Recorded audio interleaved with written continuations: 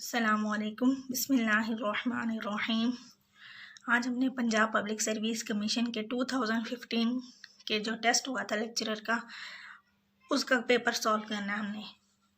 उसमें क्वेश्चन है हमारे पास integral from -4 to 0 t dt over square root of 16 - t square. अब ये इंटीग्रल इक्वल आएगा 0, ये डाइवर्जेंट है, -4 है या 4 के इक्वल, ये हमने फाइंड करना है। अब हम देखते हैं इसका आंसर क्या आएगा। Integral from -4 to 0 16 - t square, ये में t स्क्वायर है, raise to power -1/2 t dt। अब इस पे हम पावर रूल लगा सकते हैं इस इंटीग्रल पे, अगर हमारे पास बेस का डेरिवेटिव मौजूद हो। बेस हमारे पास क्या है, 16 - t स्क्वायर। 16 - t स्क्वायर का डेरिवेटिव आएगा -2t, क्योंकि 16 का डेरिवेटिव 0 हो जाएगा, -t स्क्वायर का डेरिवेटिव होगा -2t। तो -2t बनाने के लिए हम क्या करेंगे, t ऑलरेडी है तो -2 से मल्टीप्लाई भी कर देंगे और डिवाइड भी कर देंगे। तो -1/2 से डिवाइड भी कर दिया यहाँ पे हमने -2 से मल्टीप्लाई भी कर दिया। अब हमारे पास बेस का डेरिवेटिव मौजूद है तो हम यहाँ पे पावर रूल लगा सकते हैं। तो -1/2 इसकी इंटीग्रेशन आ जाएगी 16 - t स्क्वायर, -1/2 +1 हो जाएगी, -1/2 +1 हो जाएगी। और इस पे लिमिट हमने अप्लाई करनी है -4 to 0। -1/2 +1 हमारे पास किसके इक्वल हो जाएगा, 1/2 हो जाएगा। तो इसका आंसर हमारे पास आ जाएगा -1/2, ये भी 1/2 हो जाएगा, ये भी 1/2 हो जाएगा। 16 - t स्क्वायर डिवाइडेड बाय 1/2, और यहाँ पे लिमिट अप्लाई करनी है -4 to 0। ये 1/2 से 1/2 कैंसिल हो जाएगा, यहाँ पे सिर्फ -1 रह जाएगा। अब इस पे हमने लिमिट अप्लाई करनी है -4 to 0। इस माइनस को हम बाहर रहने देते हैं। 16 - t स्क्वायर, t स्क्वायर की जगह पे अब हमने 0 का स्क्वायर पुट करना है।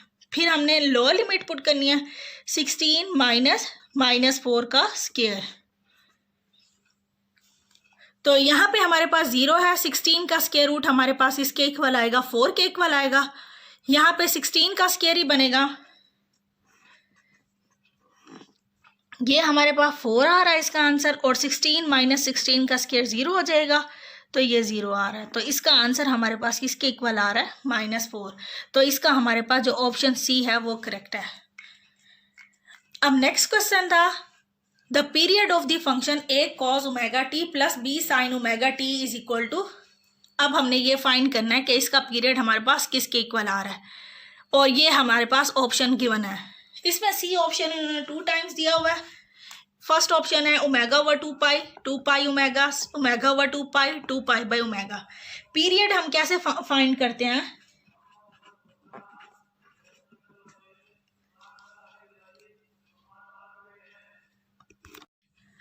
अब हम पीरियड फाइंड करेंगे। पीरियड हम कैसे फाइंड करते हैं, हमारे पास जो ये एक्सप्रेशन गिवन है जिसका हमने पीरियड फाइंड करना है, तो हम उसको यहाँ पे लिख लेंगे a cos ωt plus b sin ωt। हम लोग यहाँ पे देखेंगे यहाँ पे कौन सा ट्रिग्नोमेट्रिक फंक्शन है, यहाँ पे cos है और sin है।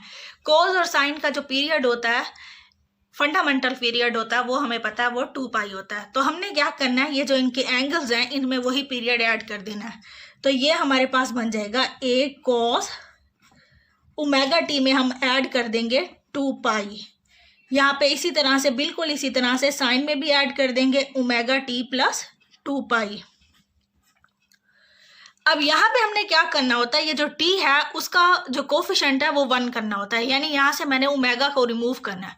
तो ओमेगा मुझे कॉमन लेना होगा, तो वो हमारे पास आ जाएगा a cos ओमेगा। तो हमारे पास क्या रह जाएगा, t 2π/ω, इस तरह से आ जाएगा। सॉरी, यहाँ पे a cos omega t over t plus 2π/ω। बिल्कुल इसी तरह से हमारे पास आ जाएगा b sin omega t plus 2π/ω। तो अब हमने, अगर हमारे पास 2 फंक्शंस हैं तो हम क्या करते हैं, यहाँ पे जो ये पीरियड है ये इस फंक्शन का पीरियड आ रहा है 2π/ω, और ये जो ये वाला फंक्शन है b sin ओमेगा t, उसका पीरियड आ रहा है 2π/ओमेगा। यानी यहाँ पे जब हम t का कोफिशिएंट 1 कर देते हैं तो जो यहाँ पे बन रहा होता है वो उस फंक्शन का पीरियड होता है। अब a cos ओमेगा t का पीरियड 2π/ओमेगा है, b sin ओमेगा t का पीरियड हमारे पास 2π/ओमेगा है। और अगर हमें इस पूरे फंक्शन का चाहिए होगा तो हम क्या करते हैं, इन दो फंक्शन का, ये जो इन दो वैल्यूज का एलसीएम ले लेते हैं। तो यहाँ पे अगर मैं एलसीएम लूंगी भी तो 2π/ओमेगा और 2π/ओमेगा, तो ये दोनों सेम वैल्यू हैं, तो इसका मतलब हमारे पास 2π/ओमेगा ही आएगा। तो पीरियड हमारे पास क्या हो जाएगा, period of a cos omega t प्लस b sin omega t is 2π/ओमेगा। तो हमारे पास कौन सा ऑप्शन करेक्ट है, डी वाला। अब नेक्स्ट हमारे पास है, हमारे पास एक वेक्टर फील्ड दी हुई है, हमारे पास a की वैल्यू दी हुई है, ये एक वेक्टर पॉइंट फंक्शन है। a is equal to -4x -3y plus az i hat, bx plus 3y plus 5z j hat plus 4x plus cy plus 3z is equal k hat is irrotational when a b c r। अब हमने देखना है इनमें से कौन सा option a b c की value आती है। यहाँ पे हमारे पास इरोटेशनल वेक्टर कब होता है, जब हमारे पास उसका क्रॉस प्रोडक्ट हमारे पास डेल के साथ जब हम लेते हैं वो जीरो हो जाता है, यानी a इरोटेशनल होगा अगर डेल क्रॉस a हमारे पास जीरो होगा। अब यहाँ पे वो कह रहे हैं a हमारे पास इरोटेशनल है, हमने a b c की वो वाली वैल्यूज फाइंड करनी है जब हमारे पास a इरोटेशनल होगा। तो हम क्या करेंगे, डेल क्रॉस a को खुद ही जीरो कर देंगे, तो जो a b c की वैल्यूज आएंगी वो हमने फाइंड करनी है। अब हम डेल क्रॉस a फाइंड करते हैं। तो डेल क्रॉस a कैसे फाइंड करते हैं, डेल हमारे पास डेल ऑपरेटर है, उसकी वैल्यू होती है partial by partial x i, partial by partial y j, partial by partial z k. तो अब हम क्रॉस प्रोडक्ट के लिए आई जे के, आई वाला कोफिशिएंट किसका होता है पार्शियल बाय पार्शियल एक्स, जे वाला होता है पार्शियल बाय पार्शियल वाई और के वाला होता है पार्शियल बाय पार्शियल जी। अब यहाँ पे जो आई वाला है -4x -3y प्लस ए जेड है, bx plus 3y plus 5z इसका है, और जे के का है 4x plus cy plus 3z coefficient है। अब हमने इसका क्रॉस प्रोडक्ट फाइंड करना है। क्रॉस प्रोडक्ट हम लोग निकालेंगे जब हम आई लेते हैं तो हम इसका डेरिवेटिव इसको इसके साथ करते हैं, इसको इसके साथ, तो हम पार्शियल बाय पार्शियल वाई लेंगे 4x plus cy plus 3z का, फिर minus partial by partial z लेंगे इस वाली चीज़ का डेरिवेटिव, यानी हम इस तरह मल्टीप्लाई करते हैं। फिर हमने j वाला लेना है, j वाला हम कैसे लेंगे, इसका विद रिस्पेक्ट टू x लेंगे डेरिवेटिव और इसका विद रिस्पेक्ट टू z लेंगे, तो हमारे पास ये एक्सप्रेशन आ जाएगा। फिर हम के वाली टर्म का लेंगे, तो अब इसका हम पार्शियल बाय पार्शियल एक्स, इसका हम with respect to x derivative लेंगे और इसका विद रिस्पेक्ट टू वाई, यानी हम क्रॉस मल्टीप्लाई कर रहे होते हैं। जब हम आई लेंगे इसका with respect to y term derivative लेंगे, इसका विद रिस्पेक्ट टू जी लेंगे।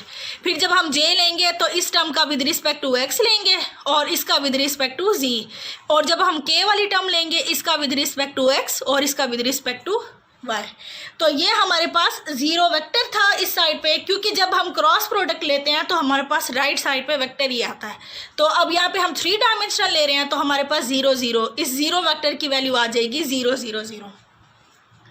अब हम इसका जब with respect to Y derivative लेंगे तो आई वाली टर्म हमारे पास क्या आ जाएगी, सी आ जाएगी, और यहाँ पे हमारे पास क्या आएगा, विद रिस्पेक्ट टू जेड में हमारे पास वैल्यू आ जाएगी -5, और यहाँ पे माइनस जे वाली टर्म हम देखेंगे, इसका with respect to x derivative जब लेंगे वो 4 आ जाएगा, और जब इसका विद रिस्पेक्ट टू जेड लेंगे तो -a आ जाएगा प्लस के। अब इसका विद रिस्पेक्ट टू एक्स लेंगे तो हमारे पास b आ जाएगा, और इसका जब विद रिस्पेक्ट टू y लेंगे तो -3 आ रहा है, तो ये हमारे पास +3 हो जाएगा, और ये हमारे पास 0 0 और 0 के इक्वल आ रहा है। तो यहाँ से हमारे पास c -5 भी 0 के इक्वल आ रहा है, -4 - a भी 0 के इक्वल आ रहा है, b + 3 भी हमारे पास 0 के इक्वल आ रहा है।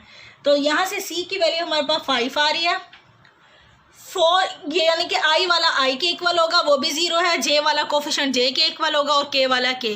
तो c -5 = 0, this implies that C is equal to 5। यहाँ पे ए की वैल्यू हमारे पास 4 आ जाएगी और बी की वैल्यू हमारे पास -3 आ जाएगी। यानी कि ए बी सी जो है वो हमारे पास किसके इक्वल आ रहा है, ए की वैल्यू 4 आई है, बी की वैल्यू -3 आई है, सी हमारे पास 5 आया है। तो हमारे पास कौन सा ऑप्शन करेक्ट आ रहा है, ये ए वाला। अब इसके बाद जो हमने क्वेश्चन सॉल्व करना है वो हमारे पास है, एक वेक्टर फील्ड वी दी हुई है और वो हमें कहा हुआ है सोलिनॉइडल है फॉर ए की कौन सी वैल्यू के लिए ये जो वेक्टर फील्ड है वो सोलिनॉइडल है। और ऑप्शन हमारे पास है 1 2 3 ये 3 और 4 है, 3 और 4। तो अब हमारे पास कोई भी वेक्टर फील्ड सोलिनॉइडल होती है, अगर उसका डॉट प्रोडक्ट डेल के साथ लें वो हमारे पास 0 के इक्वल आ जाए तो वी सोलिनॉइडल होगी अगर if del dot V is equal to 0। Del की वैल्यू हमारे पास होती है partial by partial x i, partial by partial y j, partial by partial z के।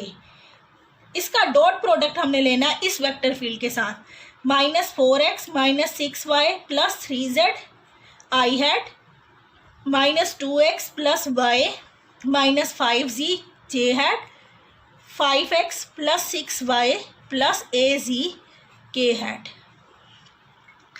अब इसका अगर ये हमारे पास 0 के इक्वल आ जाए तो ये सोलिनॉइडल होगी। अब फर्स्ट टर्म का हमने with respect to x derivative लेना है, -4x -6y + 3z।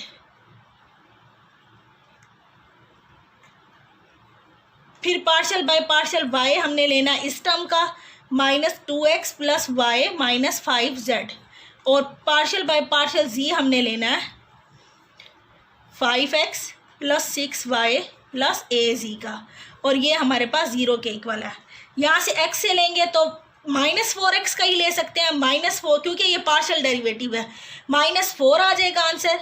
y का लेंगे तो हमारे पास 1 आ जाएगा, और यहाँ से z का लेंगे तो हमारे पास a आ जाएगा और वो 0 के इक्वल है। तो यहाँ से आ रहा है -3 + a = 0। a की वैल्यू हमारे पास आ रही है 3।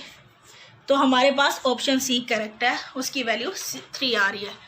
अब नेक्स्ट हमारे पास क्वेश्चन है, if S is the closed surface and V is the volume enclosed by S, then surface integral of R dot and ds is equal to, ये हमने फाइंड करना है कि ये V के इक्वल आ रहा है, 2V के इक्वल आ रहा है, 3V के इक्वल आ रहा है, 4V के इक्वल। इसको हम लोग डाइवर्जेंस थ्योरम से सॉल्व करेंगे। डाइवर्जेंस थ्योरम की हमारे पास स्टेटमेंट क्या होती है, surface integral of a vector field over a closed surface which is called the flux through the surface is equal to the volume integral of the divergence over the region inside the surface।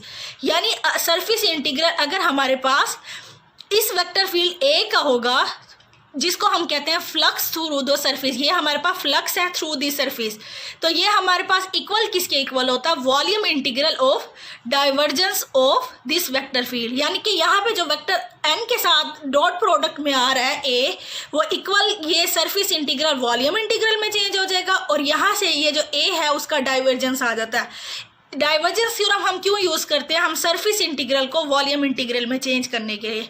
अगर हमसे ये expression solve ना हो रहा हो तो हम क्या करते हैं, इसी वेक्टर फील्ड का डाइवर्जेंस ले लेते हैं और ये सरफेस इंटीग्रल हमारे पास वॉल्यूम इंटीग्रल में चेंज हो जाता है। तो अब जो हमारे पास है वो हमारे पास है R डॉट n ds, ये हमारे पास है। तो ये हमारे पास किसके इक्वल हो जाएगा, वॉल्यूम इंटीग्रल, और डाइवर्जेंस ऑफ r के इक्वल हो जाएगा dv।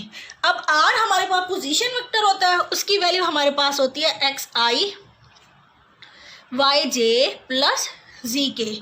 डाइवर्जेंस हमारे पास किसके इक्वल होता है, डाइवर्जेंस ऑफ r, ये हमने लेना है। तो हमारे पास इन दोनों का डॉट प्रोडक्ट ले लेंगे, तो partial by partial xi, partial by partial yj, partial by partial zk, ये हम डॉट प्रोडक्ट ले लेंगे r के साथ, xi plus yj plus zk। तो डॉट प्रोडक्ट हम कैसे लेते हैं, x वाली टर्म i वाले कोफिशिएंट का विद रिस्पेक्ट टू x लेते हैं, j वाले का विद रिस्पेक्ट टू y, और z वाले k वाले का विद रिस्पेक्ट टू z। तो हम जब with respect to partial by partial x लेंगे विद x का, पार्शियल बाय पार्शियल y लेंगे y का, पार्शियल बाय पार्शियल जी लेंगे के का, क्योंकि आई का कोफिशिएंट यहाँ पे एक्स है, जे का कोफिशिएंट वाई है और के का कोफिशिएंट क्या है। तो अब with respect to X, X का डेरिवेटिव 1 आएगा, इसका भी 1 आएगा और इसका भी 1 आएगा। तो हमारे पास डाइवर्जेंस ऑफ आर हमारे पास किसके इक्वल आ गया है, 3 के इक्वल आ गया है। तो यहाँ से हमारे पास ये टर्म हमारे पास 3 आ जाएगी डी और यहाँ से विद रिस्पेक्ट टू v जब हम इंटीग्रेशन लेंगे तो हमारे पास क्या आ जाएगा, v आ जाएगा, 3v आ जाएगा। तो इसका हमारे पास जो ऑप्शन सी है वो हमारे पास करेक्ट है।